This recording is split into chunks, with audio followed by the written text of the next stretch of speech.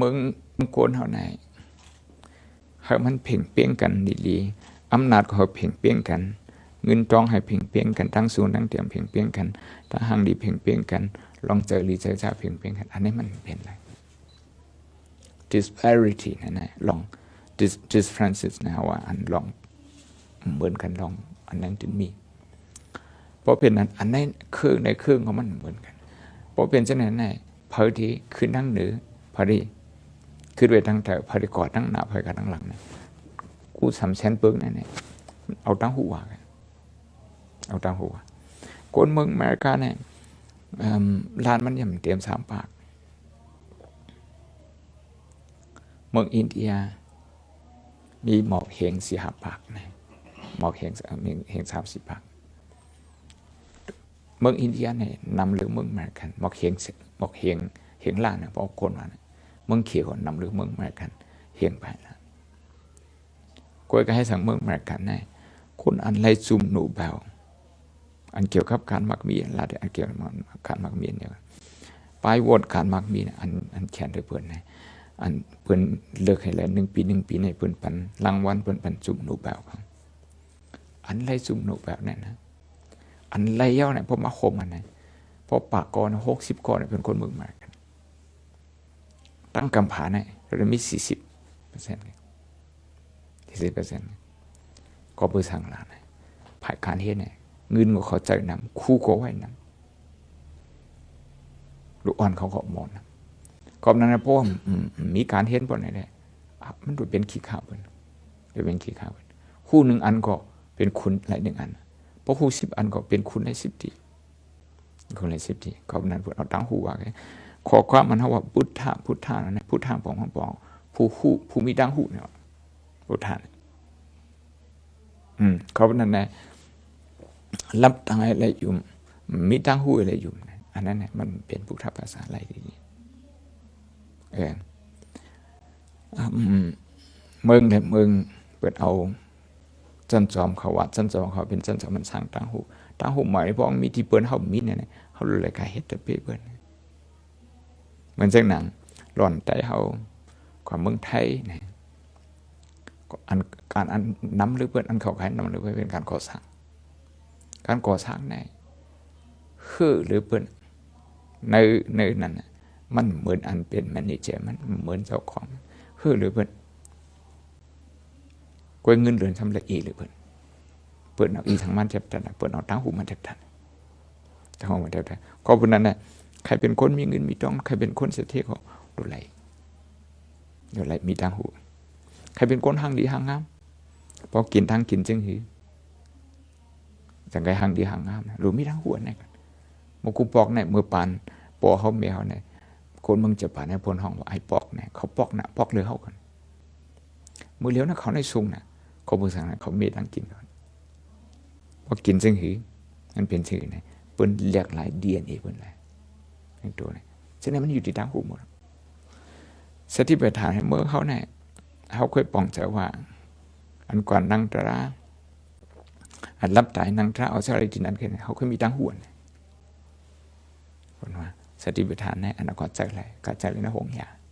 หมอยาก็ทาเขาเลยใจอะไรคนเปลี่ยนก็ใจอะไรอันเนี้ยกดเมืองเขามาบนเนี่ยมันขึ้นข้างบนเนี่ยบนหัวใจจังก็บูชากันนะเขาเนี่ยจะมือเตี๋ยมันจะคนสั่งทั้งหูเป็นคนหับทั้งหูเก่าๆมาเพราะย้อนเอาทั้งหูเก่าๆเนี่ยขึ้นแจกมันกันนะลาซีของน้ำมือเขาเนี่ยมันมีของเก่าไงมันกินข้าวเย็นไงมันกินข้าวอุ่นใช่ปะใช่ไหมนะเขาที่เลยเป็นคนเขาดูลาดลองโทนเน่ากันนะโทนเน่าเพิ่นมีเมืองไต้หวันเขามีเมืองเกาหลีเขาเมืองญี่ปุ่นเมืองเขาก็มีสุดๆนั่นแหละของเมืองญี่ปุ่นเอาอีสังเฮ็ดเอาโทนเน่าพองเฮ็ดกันนะทำเอาพักไว้เยอะจะไหนมาใส่ในอีกนิดหน่อยนะมีสุดๆนั่นจริงๆอย่างทั้งกำพร้าก็เพื่อสร้างเนี่ยของอันเพิ่นมีเนี่ยเพิ่นสร้างตั้งหูมาขึ้นมาแหละเฮ็ดทางเป็นของเหมือมาแต่ก็เฮ็ดแหละนั่นก็อีกก็บ่เฮาม้วนอันเหมือนแหละเฮาเฮ็ดแคบโทนเนานี่ยังม้วนดีบ่เฮ็ดเฮิงม้วนหลายนี่ไล่แผ่วไล่แผ่วอย่างในผักมีหอมผูกและน้ำจะออกมาน้ำเนี่ย ก็กับหมอเฮ็ดของโชว์มันเขาเคยซื้อมาตอนเช้าเมื่ออังกฤษในเปิ่นมีพักมีหอเปิ่นผูกนะอันเขาขายอันนั้นเขาขายทั้งขายพักมีหอผองเขาเฮ็ดอย่างไงทำเป็นผองไงเอาใส่หน้าผักอายก็มีแท็กอันซ้ำพักมีหอเนี่ยเขาเจน้ำผึ้งในทางหมากพายแล้วอายก็มีกำลังซ้ำเอาเศษน้ำอันเขาห้องเฟนิกาในสินะในเอาแคลัดนี่แสดงว่าป้อมหมอวนจึงไหนก็บุตั้งหูน้ำเขาอันตั้งหูอันเปิ้นเตรียมไว้อันเป็นพับลิกพับไลน์ใช่ไหมหาดูเลยตั้งหูอันเอาเขาเนี่ยมันแจ๋วมันอะไรมันเหมือนน้ำเนี่ยมันอยู่เยื้องไว้เสียๆเนี่ยน้ำเนี่ยมันเน่าไปน้ำในพวกมันไหลอยู่ที่ไหนเสียๆมันจะไงหมดสายนั่นเป็น process มันเพราะนั้นอะตั้งหูเขาจึงไหนจึงไหนในเขาเฮ็ดพักหมีป้อมมีคนมาซื้อพอถึงเข้ามาในพักหมีเนี่ยมันแปดลายแปดซุ้มแห้งเขาหลายกบสังเนี่ยกบบูตั้งหูเนี่ยเปิงอันที่สังเปิงตั้งหูเนี่ยโปโคซิกเนี่ยตั้งลูกน้องมาในเปิงอีสังเปิงตั้งหูไง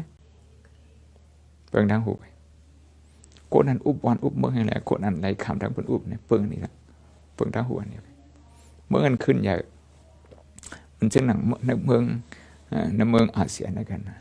เมืองสิงคโปร์อะไรต่างเมืองเปิงอันนี้ทั้งเปิงทั้งหูไป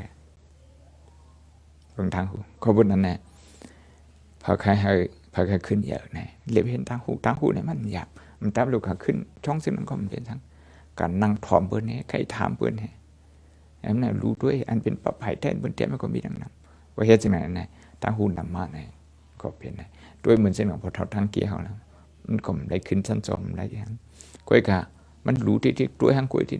ก็เพื่อซึ่งนั้นแหละเป็นคุณนำกว่าเป็นผู้คึกปืนกว่าในอันไหนค่ะคนหนุ่มเขาหูอะไรอ่อนคัดเจอหาทางหูอะไรที่แล้วก็เอาที่ทางหูเนี่ยให้อยู่ลีเกียนหวานขึ้นอย่างเมื่อสูงหาพรคู่ควรสักคำเลยท่า